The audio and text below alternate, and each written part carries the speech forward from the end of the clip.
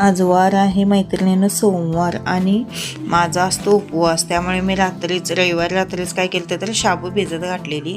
शाबू भिजत घालत असताना शाबू 2 वेळा चांगली खळखळ धुवून घ्यायची आणि नंतर शाबू बुडेल इतपत म्हणजे त्याच्या अंगाबरोबर पाणी ठेवायचं, म्हणजे बरोबर चांगली अशी सडसडीत शाबू भिजली जाते. त्यानंतर शेंगदाणे मी निवडून घेतलेले आहेत, कारण शेंगदाण्यासारखाच खडा शेंगदाण्यामध्ये असतो आणि तो जर मिक्सरला आपण शेंगदाणे बारीक करताना बारीक झाला तर पूर्ण शाबूमध्ये खर लागते आणि आपण केलेली शाबू मग वाया जाते. तेलाचं मात्र, शाबूचं मात्र, शेंगदाणे, बटाटे सगळे वाया जातात. त्यामुळे एका खड्यामुळे पूर्ण ती शाबू मात्र होते. कधीही शेंगदाणे निवडल्याशिवाय अजिबात शेंगदाण्यांचा वापर कुठल्याही भाजीत करायचा नाही.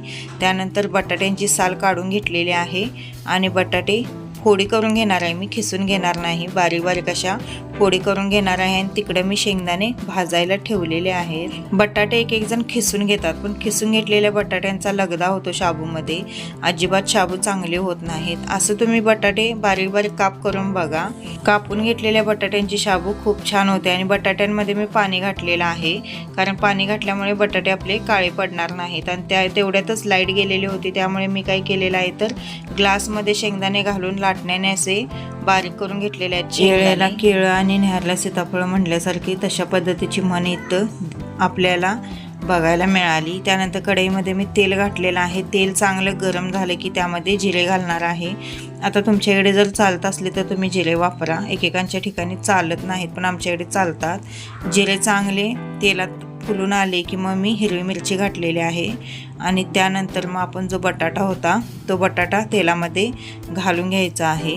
मिरची मात्र तेलात चांगलीच भाजली पाहिजे. मिरची जर कच्ची राहील तर कच्च्या मिरचीचा वास तसा शाबूमध्ये येतो. आणि बटाटे सुद्धा चांगले तेलामध्ये आपण भाजून घ्यायचे आहेत. बटाटे भाजत असताना तुम्ही थोडंसं मीठ टाका त्यामध्ये. मीठ टाकल्यामुळे काय होतं तर बटाटे एकदम खरपूस असे भाजले जातात. बटाट्यांना पूर्ण तांबूस कलर आल्याशिवाय अजिबात बटाटे हे करायचे नाहीत. पूर्ण तांबूस कलरवर बटाटे आपल्याला भाजून घ्यायचे आहे. शाबू करत असताना प्रत्येक जण वेगवेगळ्या प्रकारे करतात. कोण कोण हिरवी मिरची घालून करतं, कोण हळद घालून करतं, कोण तसेच बुक्का असा लाल तिखट घालून सुद्धा शाबू करतात.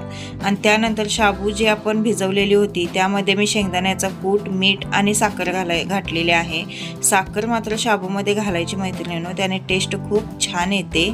आणि त्यानंतर बटाटा भाजल्यानंतर मी पूर्ण ते मिश्रण त्यामध्ये ओतून हलवून घेतलेलं आहे.